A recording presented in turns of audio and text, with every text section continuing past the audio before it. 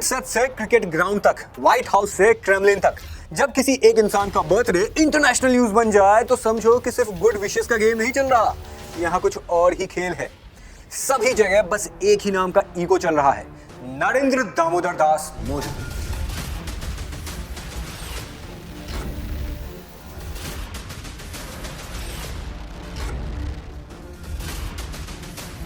विशेष भी ऐसा कि लगता है शुभकामना नहीं, प्रेस कॉन्फ्रेंस चल रही हो। I want to wish you a happy birthday. Prime Minister Modi a happy 75th birthday. Happy birthday to my friend, Prime Minister Modi. Congratulations on your 75th birthday. On your 75th birthday anniversary. Happy birthday, dear Prime Minister Modi. 75th birth anniversary. Cricket stars का tone celebratory है, actors का tone aspirational है। श्री नरेंद्र मोदी जी के 75वें जन्म दिवस पर मैं उनको अपनी हार्दिक शुभकामनाएं देता हूं। 75वीं सालगिरह के मौके पर उन्हें ढेर सारी शुभकामनाएं। आपको आपके 75th जन्मदिन पर मेरी और परिवार की तरफ से बहुत शुभकामनाएं। Wishing you a very happy birthday. Wishing a very happy birthday, very happy 75th birthday. Happy birthday, Prime Minister Modi. सवाल सिर्फ इतना नहीं है कि हैप्पी बर्थडे मोदी जी, सवाल ये है कि ये एक लीडर का बर्थडे है या एक नई पार का ग्लोबल डिक्लेरेशन है। अब देखिए, जहां इंडिया के चारों तरफ अनस्टेबिलिटी है, चाहे वो श्रीलंका हो, म्यांमार हो, बांग्लादेश हो, नेपाल हो या पाकिस्तान, अफगानिस्तान हो, हर जगह स्टेटस को चेंज हो रहा है, लेकिन एक भारत ही है जो स्टेबल है। हमारी पॉलिसी, हमारा गवर्नेंस, हमारा सिस्टम अनस्टेबल नहीं है, और ये हम देख सकते हैं हमारे पीएम के बढ़ते हुए डोमेस्टिक स्टैचर से, जहां अक्रॉस द फील्ड, चाहे वो क्रिकेट हो, इंडियन सिनेमा हो या पॉलिटिक्स हो, सभी तरफ से भरोसा या फिर ट्रस्ट देखने को मिल रहा है। अफ्रीका या साउथ एशिया इंडिया के लीडरशिप को प्रेज कर रही है, वहीं धमकी भरे सुर भी देखने को मिल रहे हैं। वेस्ट का तो हेडलाइन आपने देखा ही होगा कि वो सोच रहे थे कि इंडिया को रशिया से चीप ऑयल लेने पर रोक देंगे, टैरिफ्स लगाए गए, सैंक्शंस लगाए गए, लेकिन भारत ने सीधे साधे गेम नहीं खेला, ऑयल लिया, रिफाइन किया, ग्लोबल मार्केट में बेच दिया और वेस्ट को कंफ्यूज कर दिया। वेस्ट को गोली देने के बाद अब एक नई हेडलाइन इंडिया के अगेंस्ट में आने लगी है कि India crosses the red line. क्यों? क्योंकि भारत ने रशिया, बेलारूस के साथ मैसिव वॉर गेम जपाड 2025 को ज्वाइन कर लिया है, और ये एक वेस्ट को वार्निंग की तरह लग रहा है।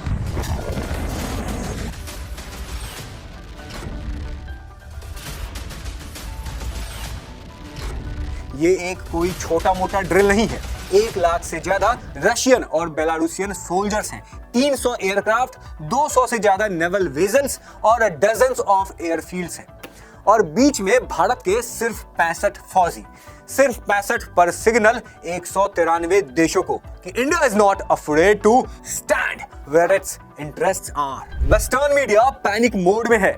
क्वाड का मेंबर होके इंडिया रशिया के कैंप में क्या कर रहा है? इज दिस न्यूट्रलिटी और बोल्डनेस? अनेकों वेस्टर्न हिपोक्रेट मीडिया जैसे द टाइम्स, यूरोपियन पेपर्स सब लिख रहे हैं इंडिया ने लक्ष्मण रेखा क्रॉस कर दिया है। रशियन मीडिया तो कह रहा है कि जपाड एक्सरसाइज में इंडिया आया और वेस्ट को आग लग गया। अब देखिए, यहीं पर हिपोक्रेसी क्या देखने को मिल रही है कि जो यूरोपियन मीडिया, चाहे हिपोक्रेट मीडिया, इंडिया को मतलब काउंटर कर रही है कि इंडिया ऐसा क्यों कर रहा है, वहीं पर हम देखते हैं कि उसी जपाड 2025 मिलिट्री एक्सरसाइज में आपको कितने ही यूरोपियन कंट्रीज मिल जाएंगे, कितने ही अफ्रीकन कंट्रीज मिल जाएंगे, और इवन यूएसए के ट्रुप्स भी ऑब्जर्वर स्टेटस में वहां पर इन्वॉल्व है। तो सोच लीजिए कि किस तरीके से हिपोक्रेसी यूरोपियंस मीडिया द्वारा, वेस्टर्न मीडिया द्वारा खेली जा रही है। और सीन सिर्फ मिलिट्री नहीं है, बर्थडे डिप्लोमेसी भी चल रही है। पिछले कुछ दिनों में पुतिन ने 2 बार पीएम मोदी को विश किया, ट्रंप ने मिडनाइट कॉल किया, यूरोपियन यूनियन की चीफ उर्सुला वॉन ने यह ट्वीट किया कि ईयर एंड तक India EU free trade pact sign कर लिया जाएगा। यहां सबसे इंटरेस्टिंग बात है, गौर से सुनिएगा, कि वो यूएसए या ट्रंप जो कितने समय से यूरोप के ऊपर प्रेशर बना रहे हैं कि इंडिया के ऊपर में 100% का टैरिफ लगाओ, वहीं यूरोप के लीडर्स का ऐसा स्टेटमेंट देना ट्रंप को खुशी तो नहीं ही मिलेगी।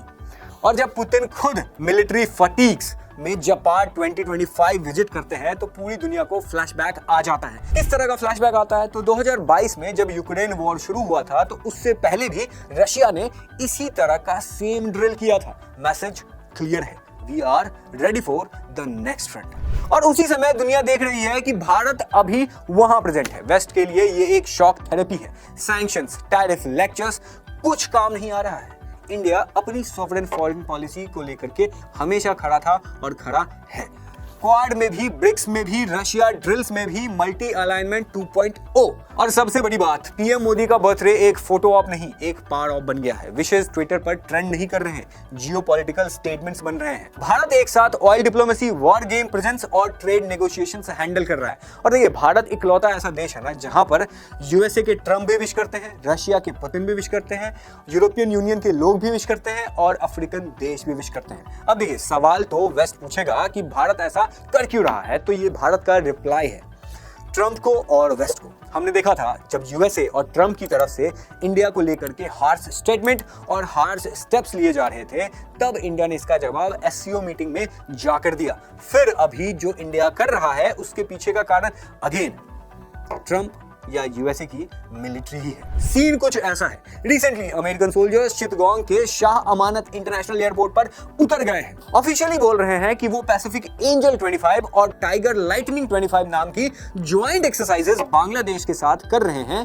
थीम उसके पीछे का ये है कि वो डिजास्टर रिलीफ और साइक्लोन मैनेजमेंट कर रहे हैं। लेकिन असली खबर ये है कि इंडो पैसिफिक कमांड के ट्रुप्स बंगाल की खाड़ी में आ गए हैं। सेंट मार्टिन को लेकर के बांग्लादेश म्यांमार की पुरानी खींचातान है। ऊपर से शेख हसीना की जगह मोहम्मद यूनुस आ गए हैं। इस बैकड्रॉप में यूएस ट्रुप्स का बांग्लादेश में उतरना एक नॉर्मल ट्रेनिंग एक्सरसाइज नहीं लगता है। ये एक स्ट्रॉन्ग स्ट्रेटेजिक सिग्नल है जो इंडिया और म्यांमार दोनों को नोटिस करना पड़ेगा। और देखिए, ये ऐसा सिचुएशन हो क्यों रहा है, तो आपको पता है कि जो ट्रम्प है वो सभी देशों के ऊपर में टैरिफ लगा रहे हैं। बांग्लादेश के भी ऊपर में उन्होंने टैरिफ का थ्रेट दिया था। तो अब जब यूएस का एजेंट मोहम्मद यूनुस बांग्लादेश में है और फिर भी यूएसए के इंटरेस्ट बांग्लादेश के द्वारा फॉलो नहीं किए जाएंगे, तो फिर ये तो यूएस को अच्छा नहीं लगेगा। इसी वजह से जो यूएस की एडमिनिस्ट्रेशन है वो बांग्लादेश को कह रही है कि भैया हम आपके ऊपर में जो 20%, जहां इंडिया के ऊपर में 50% का टैरिफ लगा है, आपके ऊपर में हमने ऑलरेडी 20% का टैरिफ लगा है, वो भी हम कर देंगे, कम कर देंगे।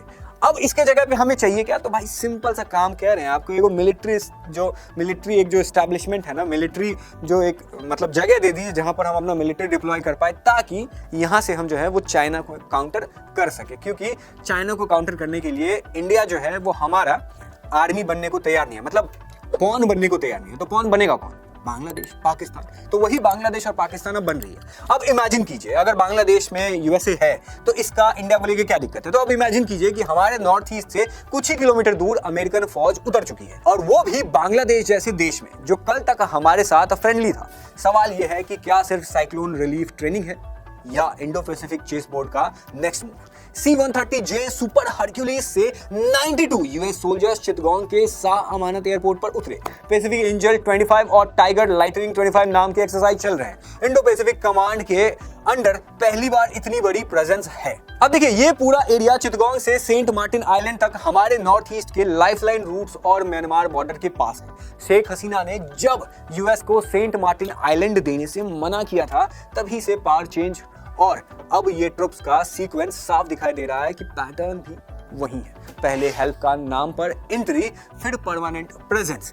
जापान, कतर, फिलीपींस में भी यही मॉडल देखा गया है, नॉर्थ ईस्ट का लॉजिस्टिक रूट। अब देखिए, बांग्लादेश में यूएस का प्रेजेंस इंडिया को कैसे थ्रेटन करता है ये समझना है तो आपको ये जानना पड़ेगा कि नॉर्थ ईस्ट का लॉजिस्टिक रूट जो चितगोंग पोर्ट है, इंडिया के लिए लाइफलाइन है। यूएस की प्रेजेंस फ्यूचर में लेवरेज बन सकती है। बंगाल की खाड़ी से मलक्का स्ट्रेट और साउथ चाइना सी तक ट्रेड रूट, यहां फुटप्रिंट बनाना चाइना प्लस इंडिया दोनों पर प्रेशर डालता है। इसीलिए इंडिया भी रशिया के साथ, इंडियन ओशन पार्टनर्स के साथ और क्वाड जैसे ग्रुप में बैलेंसिंग एक्ट कर रहा है।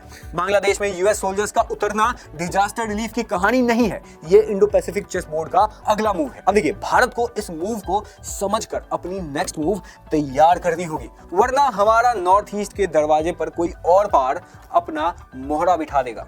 आपको क्या लगता है, क्या इंडिया का ये बोल्ड स्टेप एक नई फॉरेन पॉलिसी डॉक्ट्राइन है या एक मैसेज है कि भारत अपना इंटरेस्ट खुद डिफाइन करेगा? अपनी सोच कमेंट सेक्शन में जरूर बताइएगा। मैं मिलता हूं आपसे नेक्स्ट किसी वीडियो में, तब तक के लिए thank you so much, keep learning and जय हिंद। अब देखिए, इसी तरह के आपको अगर इंटरनेशनल न्यूज या जियोपॉलिटिक्स से रिलेटेड इंफॉर्मेशन चाहिए, वो भी अपने तरीके से, तो आप इस चैनल को सब्सक्राइब कर सकते हैं। ये आप ही का चैनल है।